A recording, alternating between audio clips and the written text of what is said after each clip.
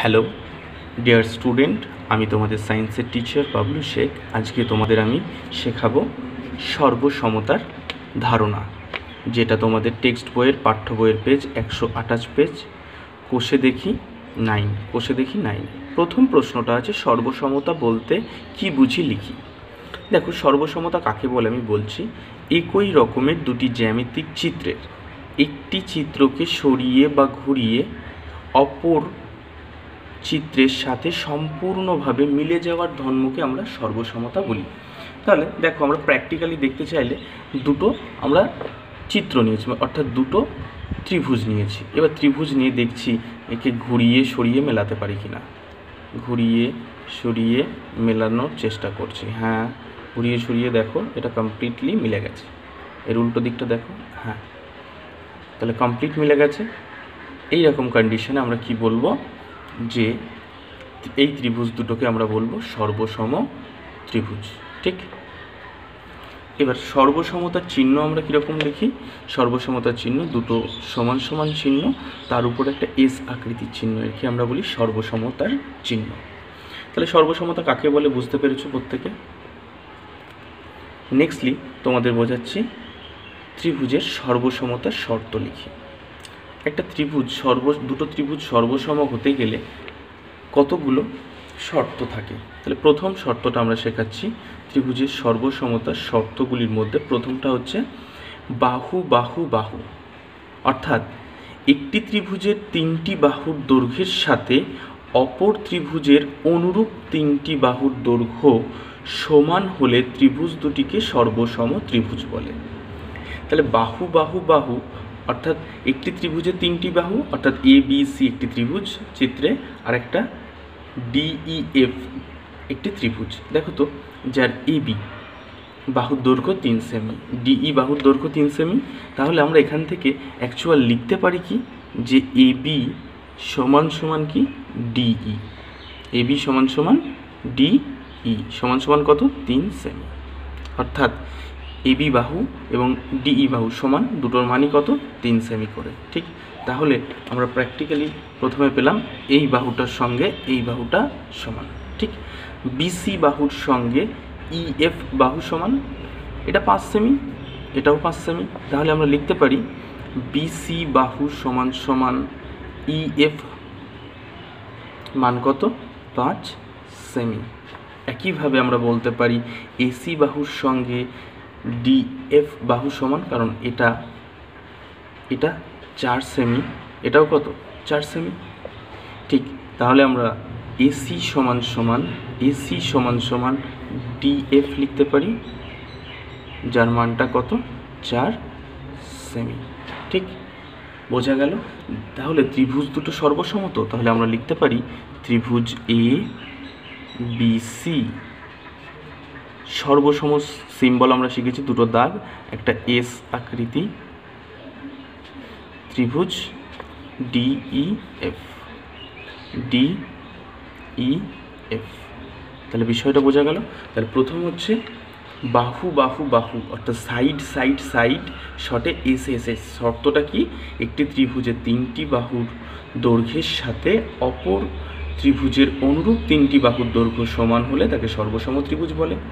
তাহলে আমরা এখান থেকে ক্লিয়ার বুঝেছি এ বি সমান সমান ডিই, তার মান 3 সেমি, বিসি সমান সমান ইএফ, প্রত্যেকের মান কত 5 সেমি, আবার এসি আবার সমান সমান ডিএফ সমান সমান কত 4 সেমি, অর্থাৎ এই ত্রিভুজের তিনটে বাহুর সঙ্গে এই ত্রিভুজের তিনটে বাহু সমান, অর্থাৎ ত্রিভুজ দুটো কি সর্বসম ত্রিভুজ। পরিষ্কার বোঝা গেল। অর্থাৎ ত্রিভুজ এ বি সি সর্বসম চিহ্ন ত্রিভুজ এ ডিইএফ।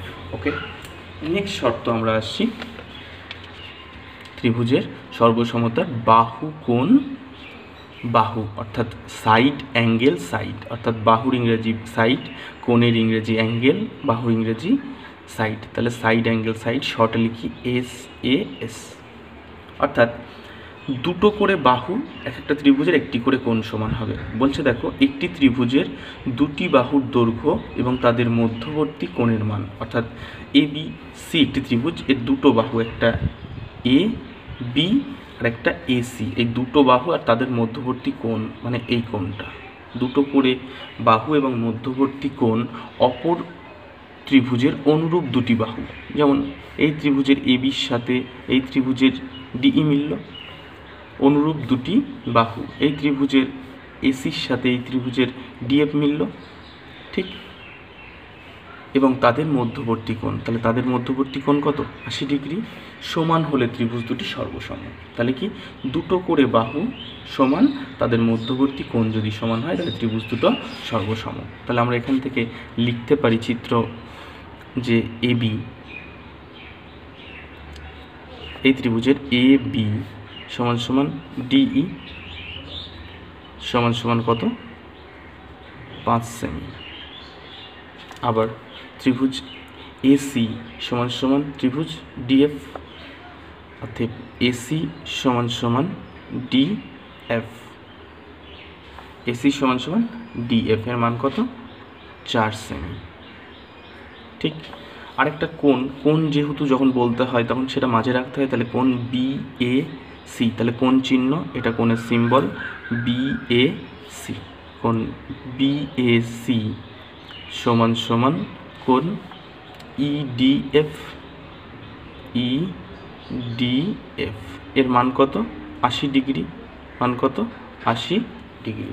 তাহলে দেখো তো ত্রিভুজের দুটি করে বাহু, একটি করে তাদের মধ্যবর্তী অর্থাৎ অন্তর্বর্তী একটি করে কোণ সমান, অর্থাৎ ত্রিভুজ দুটো সর্বসম। শর্ত কি? বাহু কোণ বাহু, অর্থাৎ সাইড অ্যাঙ্গেল সাইড, অর্থাৎ এস এ এস শর্ত অনুসারে। তাহলে ত্রিভুজ দুটো সর্বসম। একটা ত্রিভুজের নাম এ বি সি, সর্বসম সিম্বল আমরা শিখে গেছি, দুটো দাগ দেখতে এসের মতো, ত্রিভুজ ডি ই এফ। ঠিক, নেক্সটলি পরের শর্ত আমরা শিখব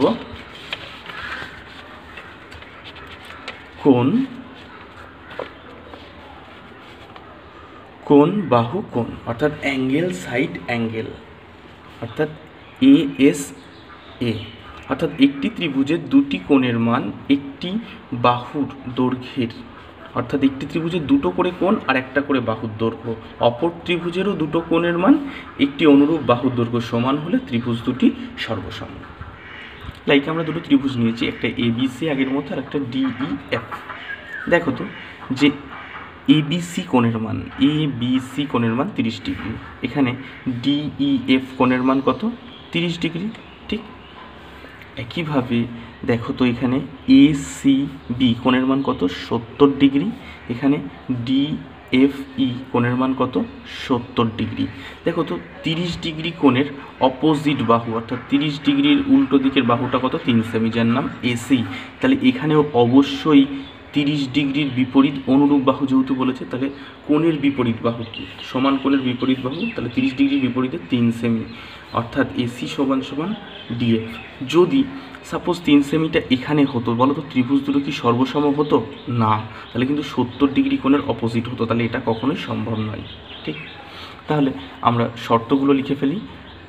কোনগুলো সমান? কোণ এ বি সি, কোণ এ বি সি সমান সমান কোণ ডিই এফ, তাহলে এটাও 30 ডিগ্রি, এটাও 30 ডিগ্রি, কোণ ডিই এফ সমান সমান 30 ডিগ্রি। তাহলে প্রথম কোণ। নেক্সটলি কোণ এসিবি, অর্থাৎ 70 ডিগ্রির সঙ্গে এই কোণটা ডিএফই, এটাও 70 ডিগ্রি, তাহলে কোণ এসিবি সমান সমান কোণ ডিএফই, ডিএফই কত ডিগ্রি? 70 ডিগ্রি। ঠিক, একইভাবে আমরা এসি সমান সমান এসি 3 সেমি, তাহলে এসি সমান সমান ডিএফ, যেটা কত সেমি? 3 সেমি। দেখো তো ত্রিভুজ দুটো সর্বসম হলো কি কেসে? দুটো করে কোণ সমান এবং একই কোণের অপোজিট বাহুটি সমান, অর্থাৎ দুটো করে কোণ একটি করে বাহু সমান হলে ত্রিভুজ দুটো সর্বসম। তাহলে ত্রিভুজ এ বি সি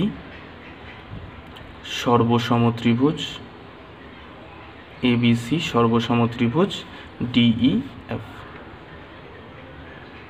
ক্লিয়ার বোঝা গেল? আরেকটা সর্বসম সমকোণী ত্রিভুজের ক্ষেত্রে। এটা সব ত্রিভুজের ক্ষেত্রে প্রযোজ্য নয়, শুধু সমকোণী ত্রিভুজের ক্ষেত্রেই প্রযোজ্য। দেখো সমকোণী ত্রিভুজের কি আছে, একটা সমকোণ, অর্থাৎ অবশ্যই সমকোণী ত্রিভুজ হলে ত্রিভুজটির একটি কোণের মান 90 ডিগ্রি হতেই হবে। অতিভুজের এবং বাহু, অর্থাৎ অতিভুজ এবং একটি বাহুর মান সমান হতে হবে। অর্থাৎ সমকোণ মানে রাইট অ্যাঙ্গেল, আর অতিভুজ কথার অর্থ হলো হাইপারবোলিক। অতিভুজকে হাইপারবোলিক বলি, বাহুকে এস বলি। তাহলে সমকোণী ত্রিভুজের ক্ষেত্রে সর্বসমতার শর্তটা কি, খুব ভালো করে খেয়াল করবে, একটা RHS। ঠিক, তাহলে একটি সমকোণী ত্রিভুজের অতিভুজের দৈর্ঘ্য এবং একটি বাহুর দৈর্ঘ্য অপর একটি সমকোণী ত্রিভুজের অতিভুজের দৈর্ঘ্য ও অপর একটি বাহুর দৈর্ঘ্য সমান হলে সমকোণী ত্রিভুজ দুটিকে সর্বসম ত্রিভুজ বলবো। সাপোজ তাহলে এই কোণটা সমকোণী ত্রিভুজের, আর এই সমকোণী ত্রিভুজেরও এই কোণটা কি কোণ, সমকোণ অবশ্যই। তাহলে কোণ ABC সমান সমান কোণ AEF সমান সমান কত, 90 ডিগ্রি, যেহেতু প্রথম শর্ত সমকোণ।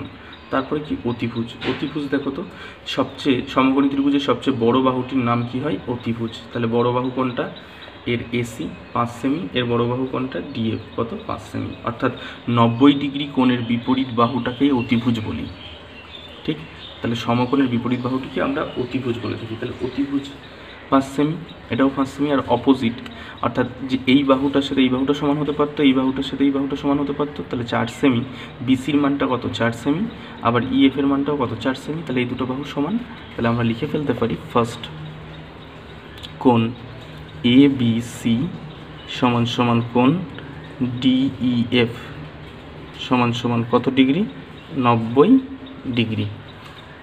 আবার AC সমান সমান, অর্থাৎ অতিভুজ AC সমান সমান এর অতিভুজ DF সমান সমান কত, 5 সেমি।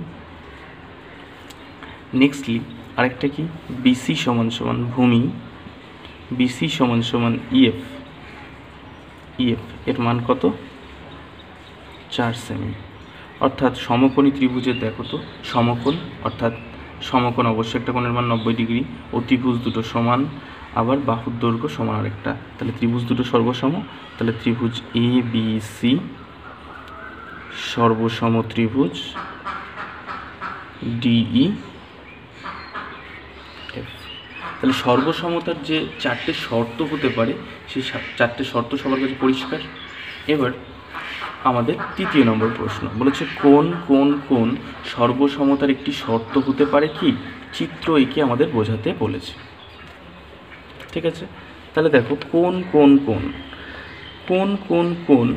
অর্থাৎ অ্যাঙ্গেল, অর্থাৎ শর্টে যাকে AAA বলছে, AAA একটা সর্বসমতার শর্ত হতে পারে না।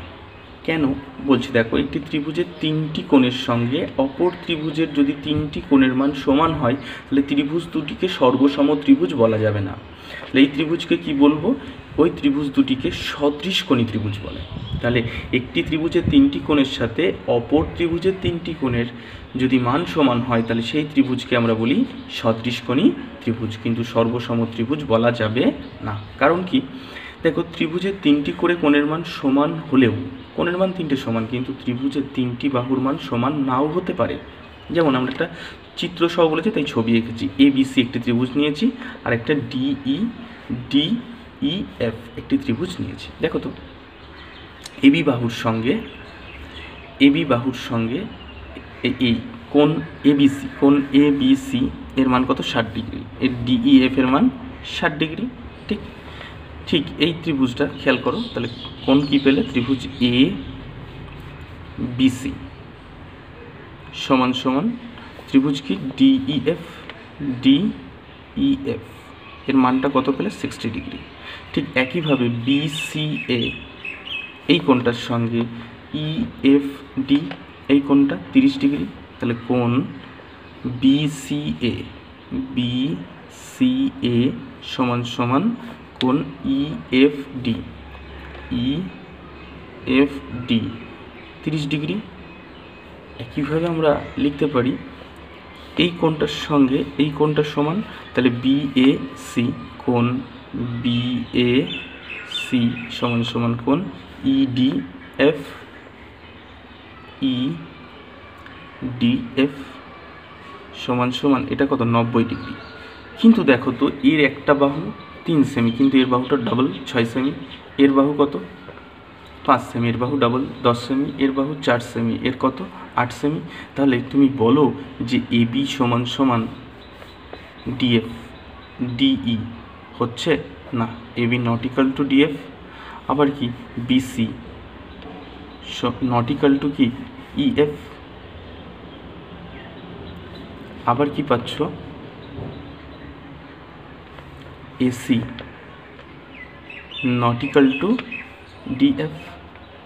তাহলে দেখো তো কোনোটাই সমান হলো না।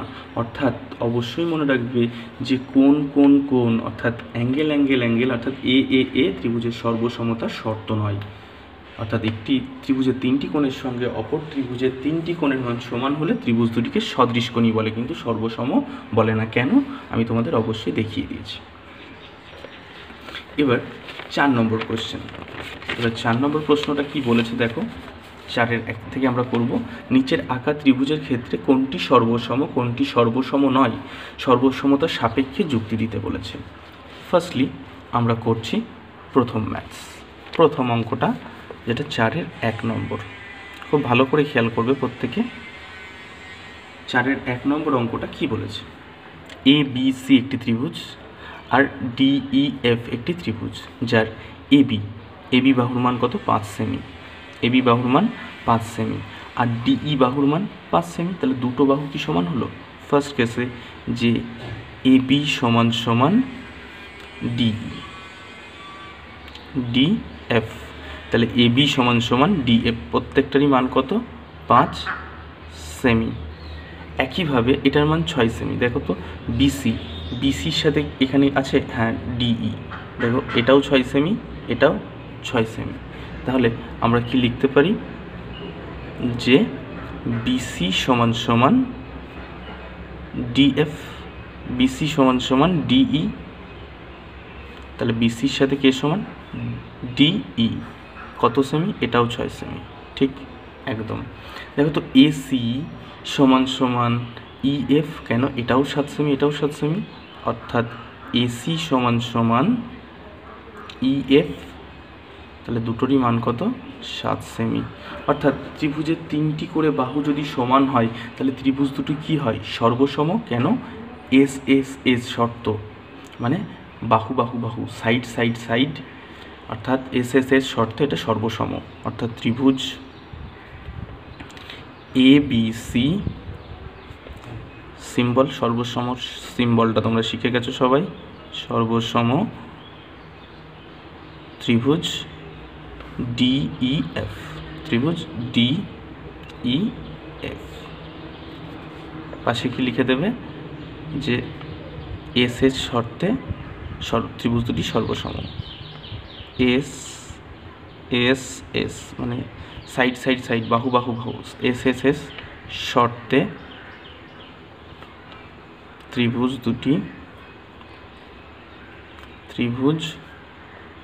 দুটি সর্বসম।